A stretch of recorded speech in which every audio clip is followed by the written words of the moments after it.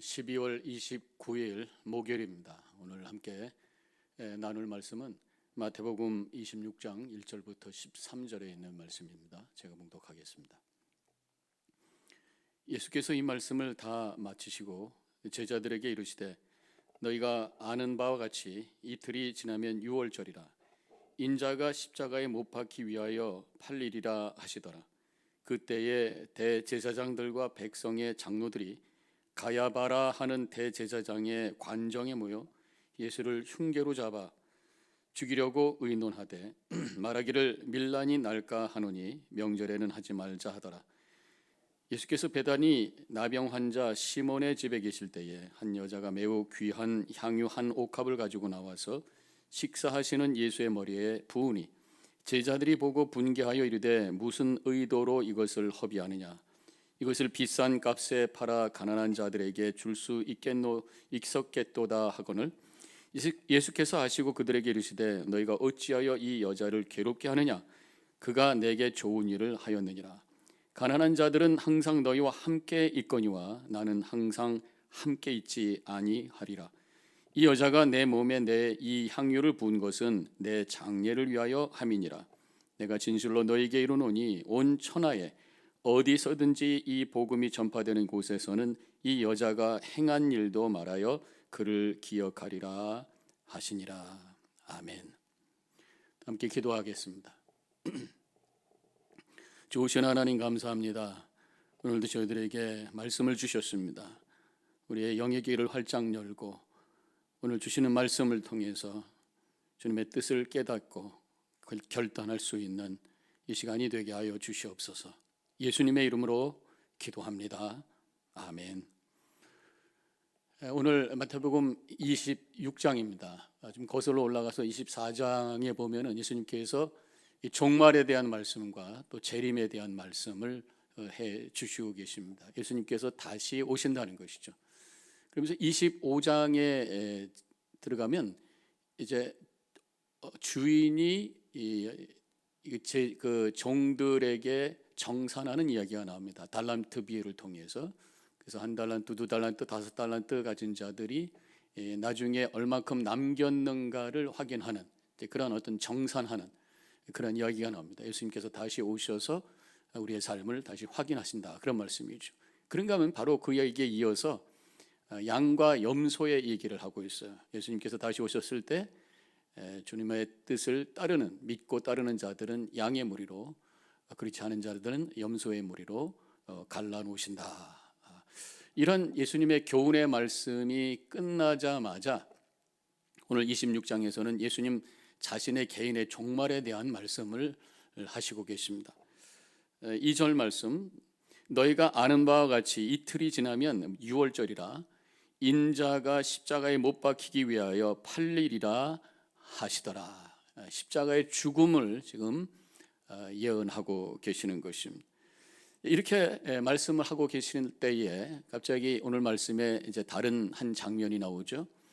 가야바라는 대제사장 관정에 대제사장들과 또 장로들이 모여서 모의를 하고 있습니다. 예수님을 잡아 죽일 계획을 하고 있는 것이 4절과 5절, 예수를 흉계로 잡아 죽이려고 의논하되 말하기를 밀란이 날까 하노니 명절에는 하지 말자 하더라.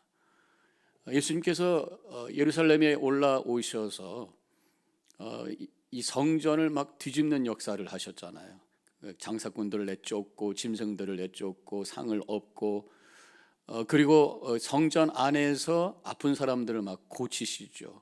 그래서 이 유대교 지도자들이 자기 나름대로 너무 황당하니까 네 권위가 어디서 온 것이냐 뭐 이렇게 질문하기도 하고요.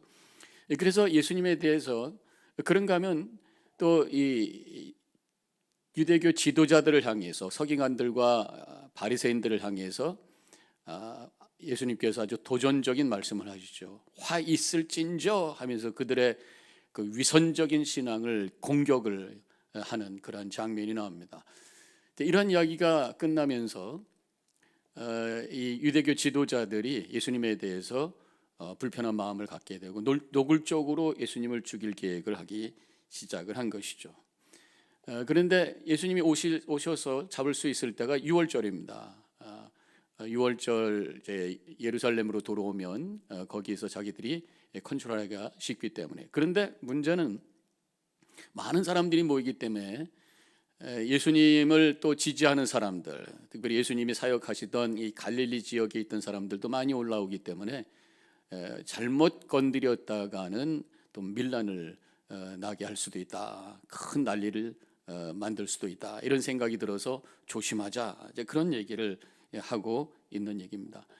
있는 상황입니다. 그래서 원래 계획은 아마도 6월절이 일주일 동안 진행이 되고 있는데, 일주일 동안 다 진행이 되고 끝나서 사람들이 귀향을 하기 시작할 때쯤에 예수를 잡을까, 그런 생각을 했다 볼 수 있습니다. 그런데 그 계획이 바뀐 거예요.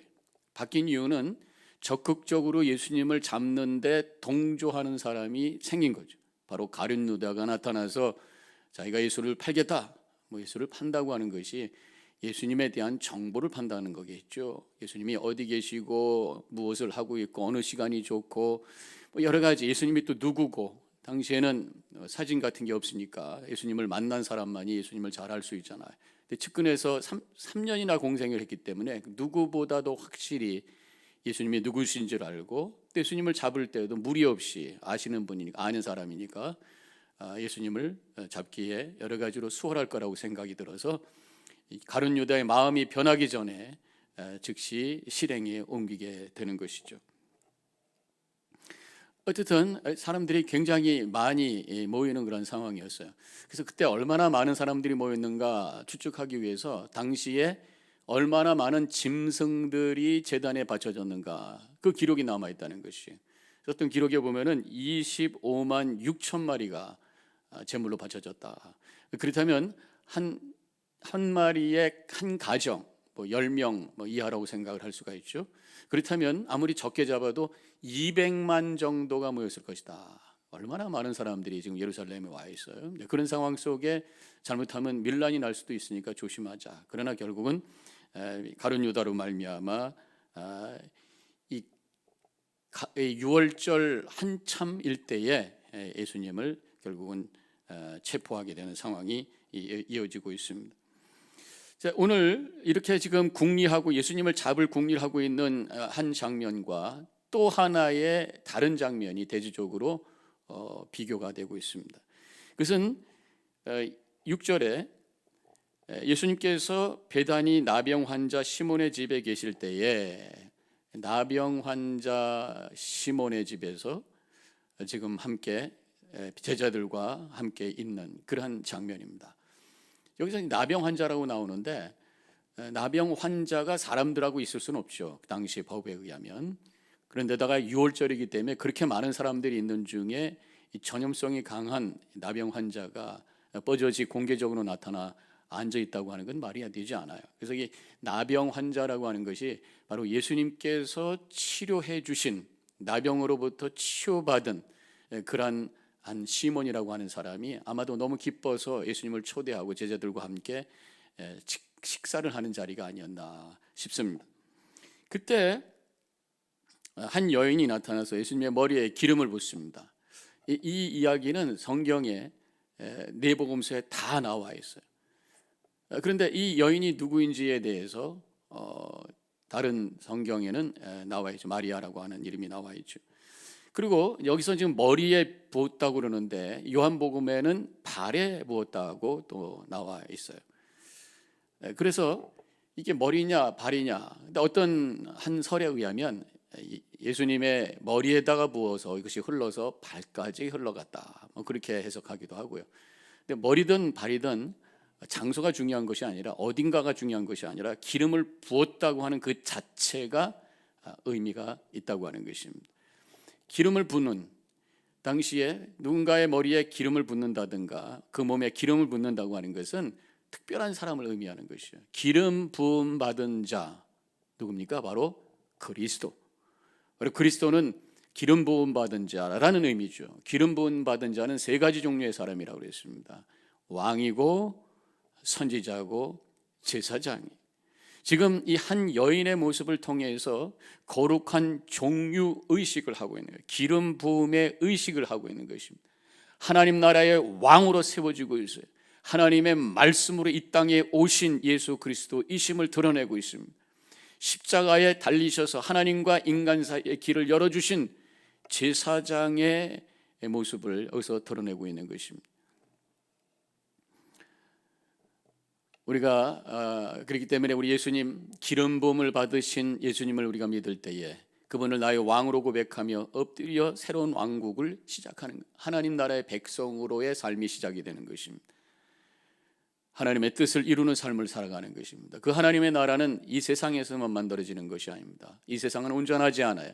결국 영원한 그 나라, 영원한 하나님의 나라를 향해 나아가는 삶이 바로 왕 되신 예수님을 믿고 따라가는 삶인 줄로 믿습니다.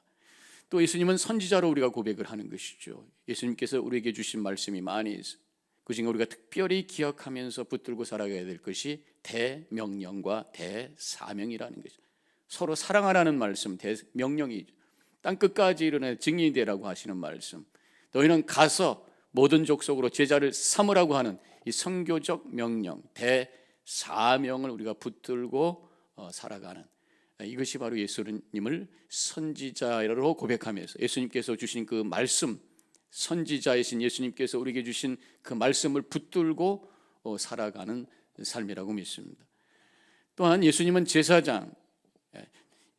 제사장으로서 자신이 친히 제물이 되셔서 우리의 죄를 사해 주셨다고 하는 것을 마음으로 믿고 입으로 시인하면서 나아갈 때에 하나님을 향한 길이 열리기 시작하고, 그때 예수의 이름을 가지고 기도할 때에 우리의 기도가 상달되고, 예수의 이름을 가지고 선포할 때 악한 영들은 물러가게 되고, 예수의 이름을 붙들고 나아갈 때 영원한 그런 생명의 나라가 활짝 열리는 은혜가 있게 되는 줄로 믿습니다.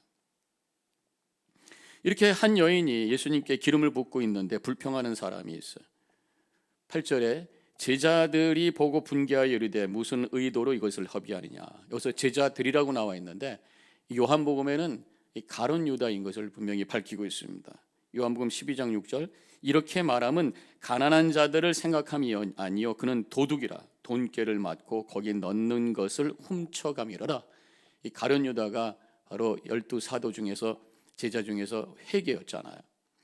이 돈을 밝히는 사람이었다고 하는 것이죠. 지금 가난한 사람들 뭐 이렇게 사랑하고 위해 주는 것처럼 섬기는 것처럼 말하고 있지만 그에게는 돈의 욕심이 많았기 때문이다, 이렇게 설명하고 있습니다. 물질주의적 관점으로 지금 예수님을 향해 헌신의 모습을 보여주고 있는 이 거룩한 장면을 지금 숫자적으로 풀어버리고 있다고 하는 이제 그런 말씀이. 그런데 지금 가룟 유다가 불평하고 있을 때에 오늘 말씀에 보면은 제자들이라고 했으니까 다른 제자들 중에서도 동조하는 사람들이 있었던 거예요. 이렇게 부정적으로 얘기하는데 동조하는 사람이 있어요. 사람에게는 이 죄성이 있기 때문에 다른 사람을 칭찬하고 긍정하는 말보다 다른 사람을 비난하고 흉보는 일에, 부정적인 얘기에 더 귀를 기울이고 더 다른 사람들이 모이는 것을 보게 됩니다. 이것이 우리가 죄인이라고 하는 것을 확인해 주는 모습이 아닌가 싶습니다. 그런데 믿음은 이것을 극복하는 거예요. 믿음은 다른 사람을 흉보고 비난하는 자리에 있는 것이 아니라 믿음은 긍정의 자리에 서는 것이 바로 주님께서 원하시는 모습인 줄로 믿습니다. 예수님께서 십자가에서 죽으심으로 죄인인 우리를 긍정해 주셨어요. 그러면 우리는 주변에 있는 사람들을 긍정해 주고 축복해 주는 것입니다. 그런데 다른 사람들을 비난하고 다른 사람들을 디스커리지 한다면, 그런 일에 내가 동조한다면 이것은 바로 하나님의 뜻을 방해하는, 오히려 이것이 사탄의 일에 참여하는 그런 결과를 가져온다고 하는 것 생각해 봐야 될 것입니다. 지금 불평하고 있는 가룟 유다와 함께 동조하고 있는 제자들을 향해서 예수님께서 10절에서 이렇게 말씀하셨어요. 예수께서 아시고 그들에게 이르시되 너희가 어찌하여 이 여자를 괴롭게 하느냐, 그가 내게 좋은 일을 하였느니라. 예수님께 헌신하는 일이 좋은 일이라고 말씀하고 있어요. 이어서 예수님께서 가난한 자들은 항상 너희와 함께 있거니와 나는 항상 함께 있지 아니하리라. 가난한 자들 돕는 일이 틀렸다 말씀하신 게 아니에요. 그거보다 먼저 우선권이 예수님을 섬기는 일이다, 그런 말씀이에요. 이 말씀은 예수님을 믿고 예수님을 섬기는 일 없이 가난한 자들을 돕는 일, 선행하는 일이 자칫하다가는 나의 우월감을 드러내는 교만이 될 수 있다고 하는 것입니다. 예수님을 나의 구주로 영접했어요. 십자가 위에서 나를 위해 달려 돌아가신 주님 앞에 내가 죄인입니다, 주님의 은혜 없이는 내가 살 수 없습니다, 겸손하게 엎드려졌을 때 그 은혜에 대한 응답으로 가난한 사람들을 돕고 다른 사람들을 향해 섬기려고 하는 마음이 있을 때 그것이 겸손의 자리에서 하나님의 뜻을 이루는 거룩한 모습이 된다고 하는 것입니다. 예수님을 믿고 십자가를 고백하는 것이 그 무엇보다도 먼저인 것을 우리는 분명히 깨달아야 될 줄로 믿습니다. 12절에 이 여자가 내 몸에 이 향유를 부은 것은 내 장례를 위하여 함이니라. 이 여인이 지금 예수님께 향유를 부은 것은 예수님의 죽음을 이미 알고 준비하는 것이다. 이 여인은 예수님의 십자가의 죽음을 본인이 아직은 알지는 못했겠지만 예수님께서는 이미 그 행위를 통해서 그것을 지금 말씀해 주시면서 이것이 바로 우리가 예수 그리스도의 십자가를 먼저 고백하는 것이 그 무엇보다도 우선권이라고 하는 것을 말씀하는 내용이라고 믿습니다. 우리 모든 성도님들, 예수님께서 나를 위해 십자가에 달려 돌아가신 그 구속의 은혜를 고백하면서 감사함으로 그 은혜의 응답으로 주변에 있는 사람들을 잘 섬겨 나감으로 말미암아 하나님 나라를 세우고 하나님께 영광 돌리는 복된 삶을 살아가시기를 주님의 이름으로 간절히 축원합니다. 기도하십시다. 감사합니다. 우리를 위해서 십자가에 달리신 예수 그리스도, 오늘도 다시 한번 그 주님을 바라보며 그 앞에 엎드려집니다. 예수님을 그리스도로 고백하는 믿음이 그 무엇보다도 먼저인 것을 다시 한번 오늘 말씀을 통해서 확인해 주셨사오니 늘 십자가 붙들고 주님을 찬양하며 감사로 고백하며 그 은혜의 응답으로 주님의 뜻을 이루어가므로 우리 주변에 하나님 나라를 세울 수 있는 거룩한 삶을 살아가게 하여 주시옵소서. 감사하며 예수님의 이름으로 기도합니다. 아멘.